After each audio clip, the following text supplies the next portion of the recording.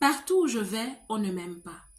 Que ce soit en famille, les amis, partout où je vais, dans mon voisinage, dans ma zone de résidence, les gens ne m'aiment pas.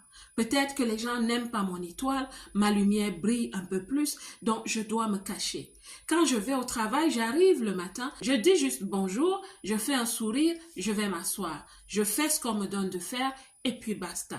Est-ce que tu es ce type de personne? Et parfois tu as raison. Peut-être que tu as vécu des choses tellement difficiles que tu as décidé de te cloîtrer, de te cloisonner. Tu as décidé de te protéger. Mais ma belle, en tant que salarié, ça passe encore. Quand tu deviens entrepreneur, la collaboration est à un autre niveau. On parle généralement de réseautage, de connexion. Et là-bas, tu as d'autres skills à développer, d'autres compétences humaines. Et ce n'est pas un endroit où tu vas te dire, je vais être en vase clos. Tu ne peux pas, ma belle. Tu as des collaborateurs, des fournisseurs, les clients. Tu vas même collaborer avec l'État, l'administration. Tu dois payer les taxes. Tu dois être la personne qui sait poser des limites avec les gens. C'est bien, mais pas les barrières. Et dans ce monde-là, comme toi-même, comme moi, chacun de nous a sa personnalité. Tu vas rencontrer des personnes qui voient la vie d'une certaine façon, qui ont peut-être pas beaucoup d'intégrité. Comment est-ce que tu vas gérer ça? Est-ce que tu seras l'entrepreneur qui dit « Partout où je vais, on n'aime pas mon étoile, alors je vais me cloisonner ». Si tu te cloisonnes, ma belle, ça ne va pas marcher. Comment est-ce que tu vas vendre tes produits? À qui vas-tu les vendre?